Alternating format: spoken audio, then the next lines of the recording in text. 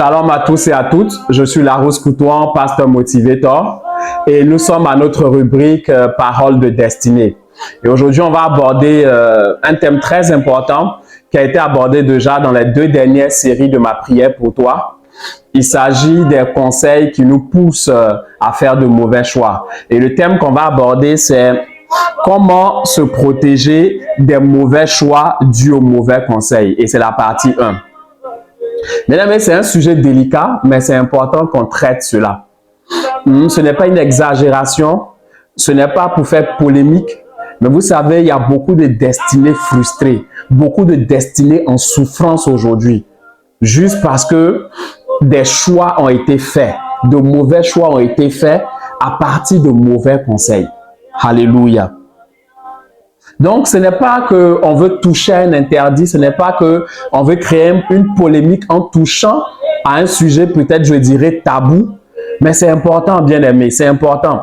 Parce que même nos proches, même les personnes qui ont l'habitude de nous donner de bons conseils, et même les voix, ou j'allais dire les bouches autorisées dans nos vies, peuvent se tromper.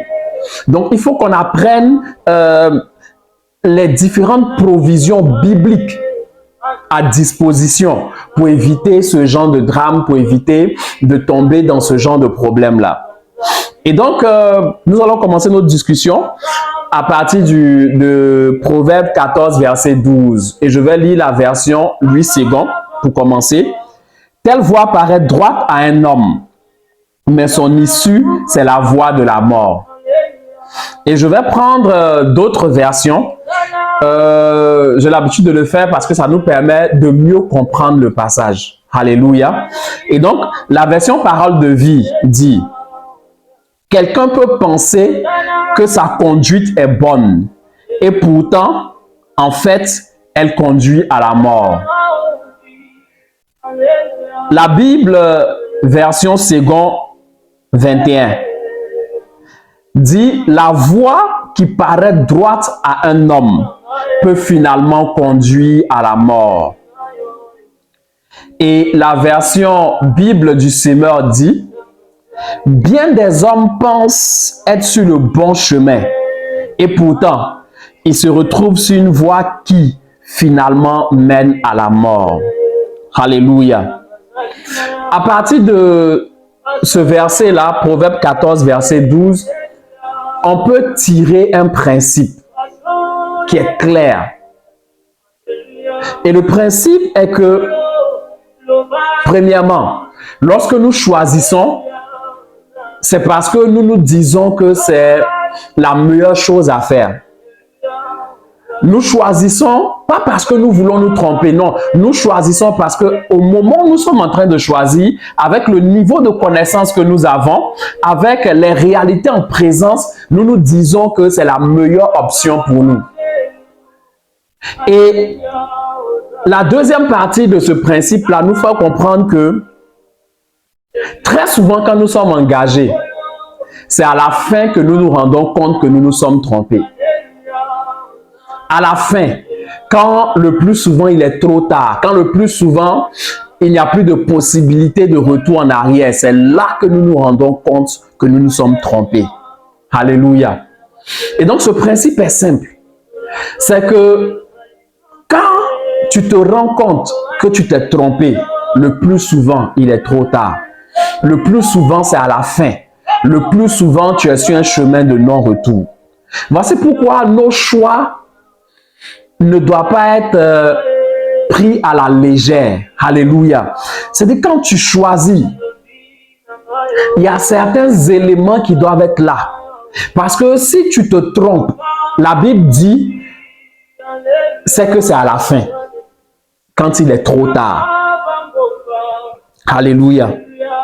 Donc c'est important, c'est vraiment primordial de faire attention à nos choix. Et il y a des choses qu'il faut comprendre. Il faut comprendre par exemple que vous ne choisissez pas seulement des options. Parce que choisir est facile.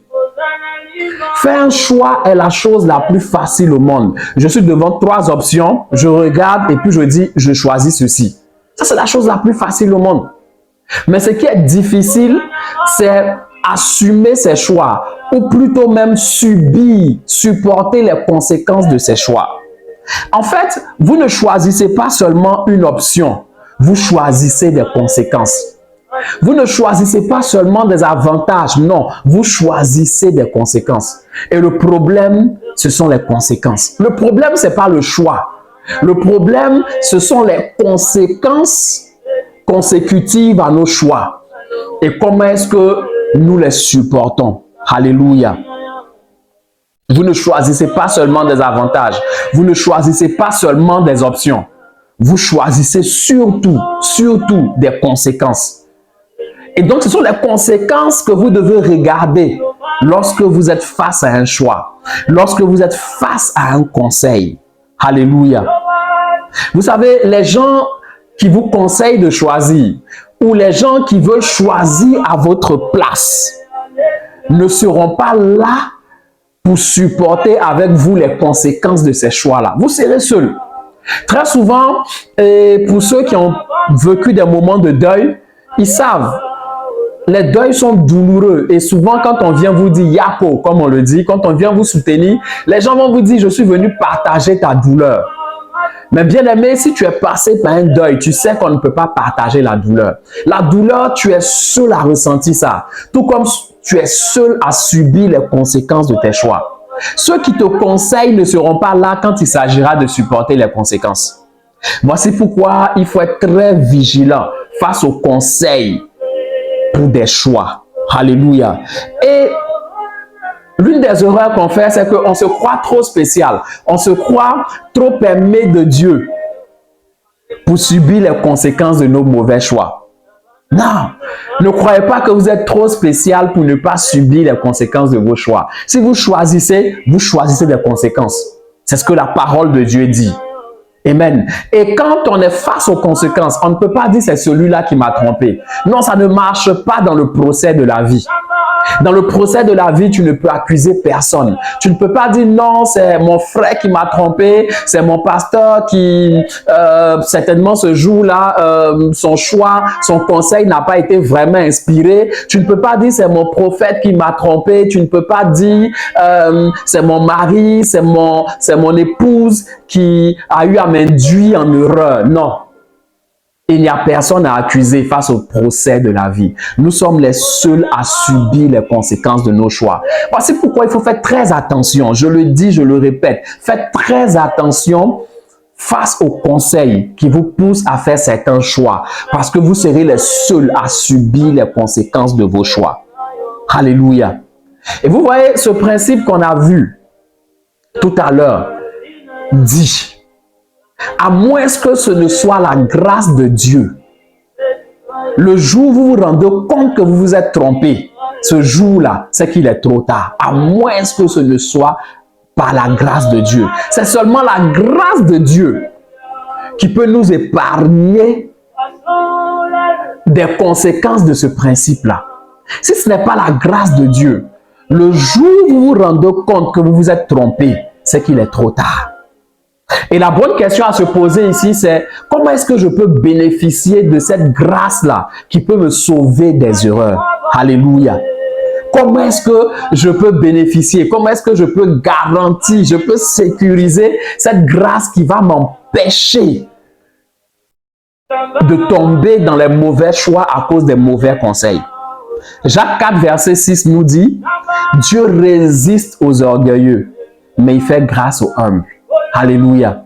Dieu résiste aux orgueilleux, mais il fait grâce aux humbles. Bien-aimé, si tu veux bénéficier de la grâce qui nous sauve des conséquences des choix dus aux mauvais conseils, tu vas devoir faire preuve d'humilité et fuir l'orgueil.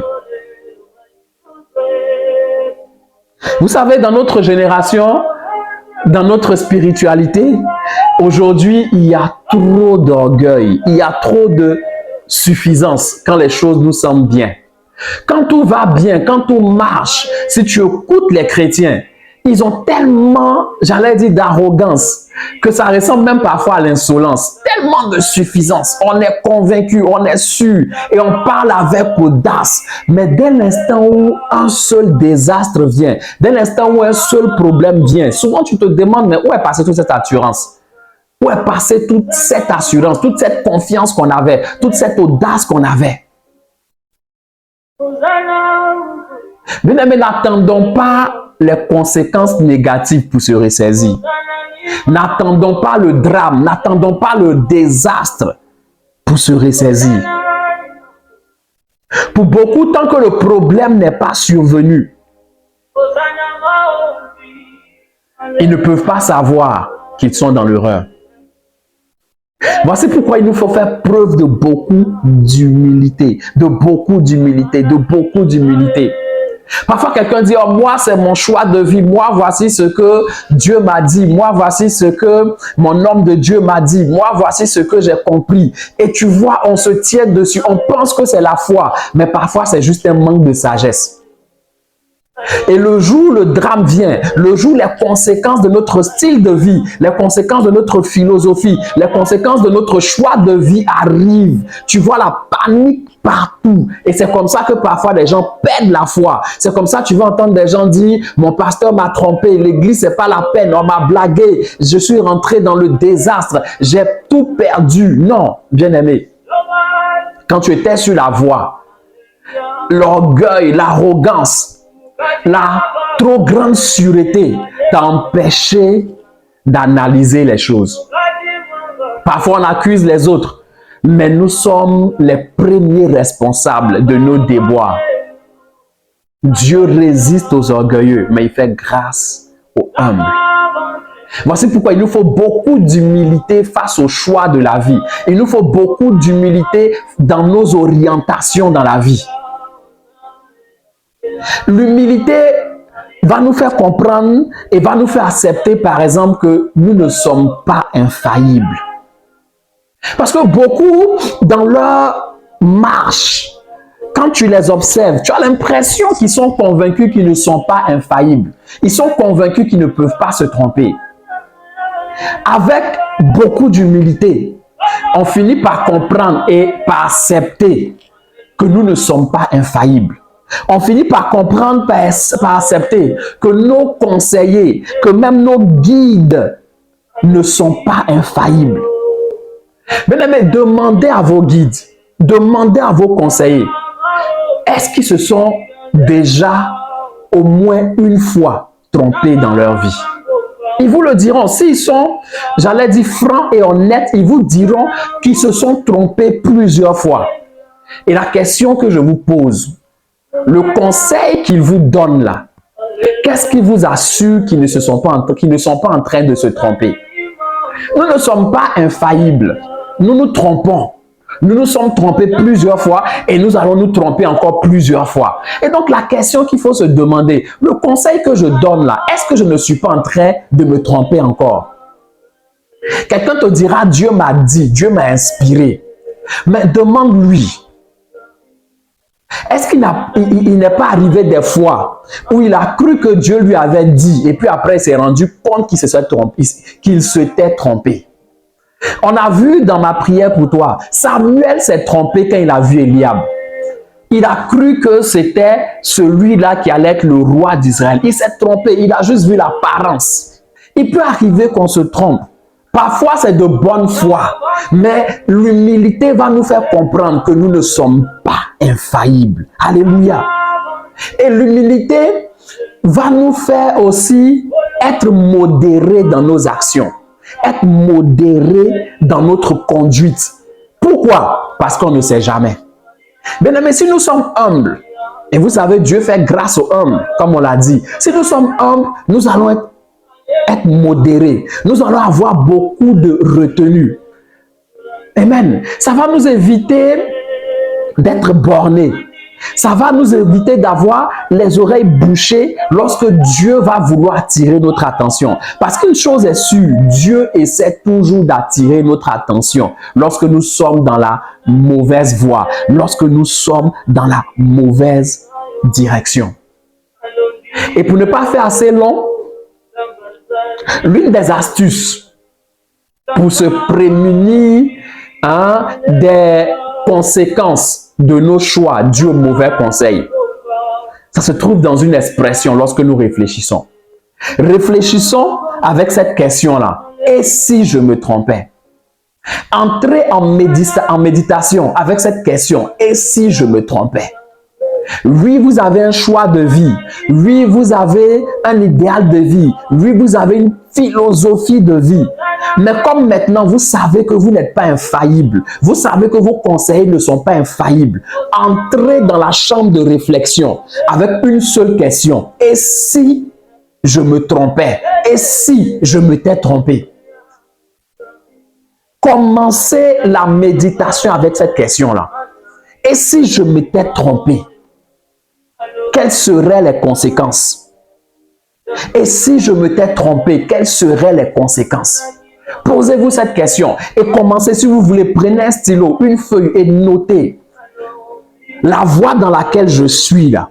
Et si je m'étais trompé, qu'est-ce qui va arriver? Et si je m'étais trompé, qu'est-ce qui va être les conséquences? Et commencez à noter et regarder. Est-ce que je peux assumer ces conséquences-là? Est-ce que je peux supporter ces conséquences-là? Est-ce que, avec ces conséquences-là, ma vie ne sera pas un désastre? Demande-toi, et si je me trompais? Que peuvent être les conséquences si je me trompais? Et demande-toi, si je me trompais, qu'est-ce que je perds? Si je me trompais, est-ce que ce que je perds là est rattrapable? Est-ce que ce que je perds là est réversible? Et c'est à quel prix je peux me rattraper? Voici des questions auxquelles on ne pense pas souvent. Voici des questions qu'on ne se pose pas souvent. Et on fonce tout droit. Parfois, on fonce tout droit dans le mur et comme le principe biblique nous le dit, le jour où on se rend compte, c'est qu'il est trop tard. Et maintenant, on se retrouve en train d'accuser les gens. Non, bien-aimé, rentre dans la chambre de méditation et de réflexion avec cette question. Et si je me trompais? Parce que quand vous serez face aux conséquences négatives, vous serez les seuls à subir. Il n'y aura personne à accuser. Et laissez-moi vous dire une chose, le plus souvent les gens ne vous trompent pas. Non, les gens ne vous manipulent pas. Si quelqu'un a été manipulé, si quelqu'un a été trompé, c'est parce que dans son cœur, dans son être intérieur, il y avait quelque chose qui ressemblait ou quelque chose qui aspirait au choix qu'il a fait. Les manipulateurs utilisent toujours une certaine corruption, une certaine inclinaison dans votre cœur pour vous avoir. Parfois, le mauvais conseil, vous savez, ce n'est pas seulement quelqu'un de mal intentionné qui vous donne un mauvais conseil. On peut vous donner un mauvais conseil de bonne foi. Alléluia. Mais vous allez voir, très souvent, vous acceptez le mauvais conseil parce que ça correspond à une réalité, à une aspiration dans votre cœur, à une certaine perfidie dans votre cœur, à une certaine corruption dans votre cœur. Alléluia. Très souvent, nous allons, le plus souvent, quand tu ne regardes ni à gauche ni à droite, tu fonces dans le désastre. C'est parce que ça correspondait à ce à quoi tu aspires, au plus secret, au plus profond de ton cœur. Moi, je prie que vraiment Dieu vous soutienne et Dieu vous épargne des mauvais choix. Parce que parfois, les conséquences sont dramatiques, les conséquences sont désastreuses. Comme je le dis, c'est un sujet délicat. Je ne l'aborde pas pour faire polémique. Mais bien aimé, dans ma jeune carrière, d'à peu près 10 années de ministère pastoral, je suis tombé sur plusieurs personnes qui vivent le désastre, qui vivent l'amertume, qui vivent dans les regrets à cause de mauvais choix dus à un mauvais conseil. Et je prie que Dieu vous épargne de cela dans le nom de Jésus. Et si jamais vous êtes en train de subir des conséquences négatives à cause d'un mauvais choix, je prie que Dieu vous restaure dans le nom de Jésus-Christ. Bien-aimés, je vous encourage à partager cette vidéo. C'est une vidéo de 20 minutes, mais il fallait qu'on aborde ce sujet. Certainement, quelqu'un en a besoin. Certainement, quelqu'un est sur le point de faire un choix qui va le conduire dans le désastre. Vous pouvez lui rendre service en lui envoyant cette vidéo-là. Partagez sur votre profil Facebook, partagez dans vos groupes Facebook, envoyez le lien à vos contacts par WhatsApp, mais assurez-vous que quelqu'un entende ce message. Vous pourrez être en train de sauver quelqu'un. Que Dieu vous bénisse. Passez une très bonne journée. Shalom. Et on se retrouve à la prochaine vidéo. C'était Pasteur Motivator Larousse Coutoin. Demeurez bénis.